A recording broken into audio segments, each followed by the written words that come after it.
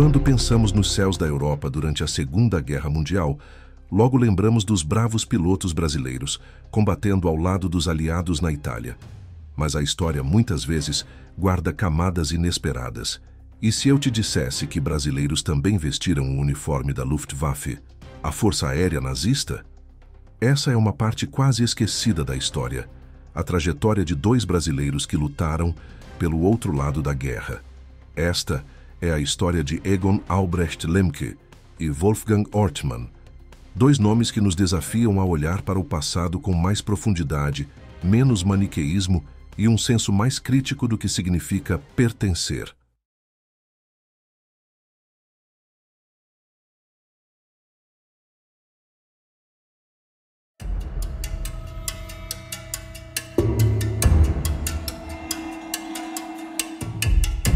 Albrecht Lemke era curitibano descendente de alemães. Albrecht foi um exemplo da mobilização que a Alemanha empreendeu ao redor do mundo, convocando cidadãos do Reich para que atendessem aos apelos de Hitler. Muitos homens e mulheres alemães ou seus descendentes foram para a Alemanha e se juntaram aos esforços para servir a pátria-mãe.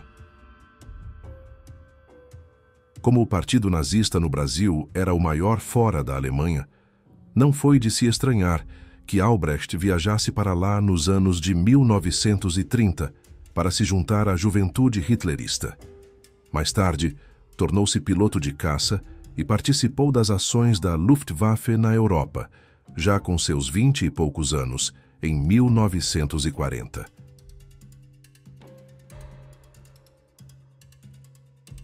Albrecht participou de grandes invasões nazistas aos Países Baixos, à França e da Batalha da Inglaterra.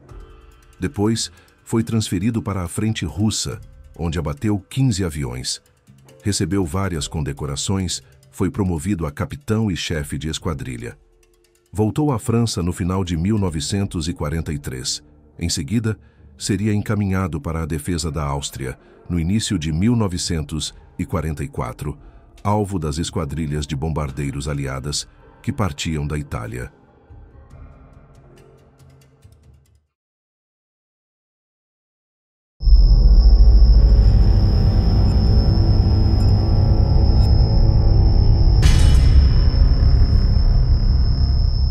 Pelas suas qualidades, Albrecht Lemke foi condecorado com a diferenciada Cruz de Cavaleiro da Cruz de Ferro.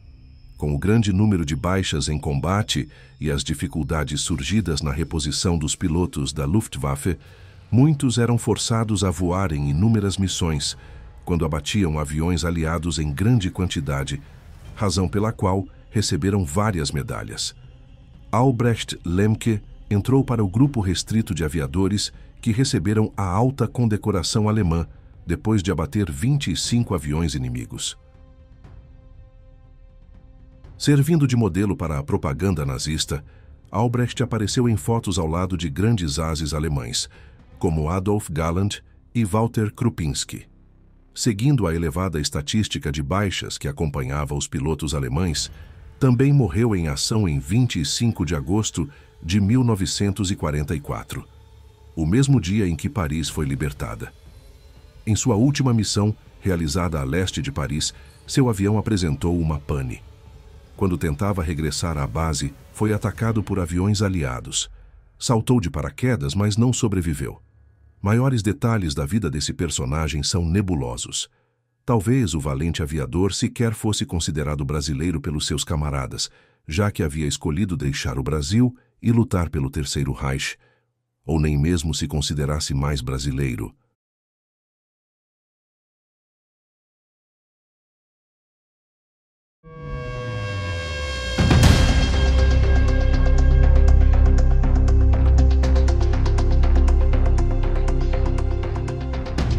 Wolfgang Ortmann, nascido em São Bento do Sul, em Santa Catarina, foi outro brasileiro que foi parar nas esquadrilhas da Luftwaffe e pilotou o mesmo tipo de avião, o bimotor Messerschmitt Bf 110, no mesmo grupo e na mesma época em que Egon Albrecht Lemke voou no fronte russo.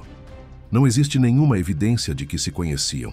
Os registros da época o definiram como exímio piloto, mas em fevereiro de 1942, Wolfgang foi vítima de um choque com outro Bf-110 de sua esquadrilha, segundo os boletins do esquadrão.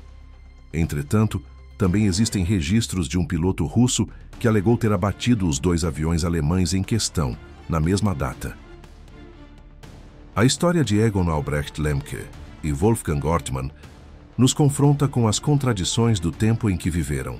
Filhos do Brasil, formados por raízes germânicas, escolheram, ou foram condicionados, a servir a um dos regimes mais sombrios da história moderna.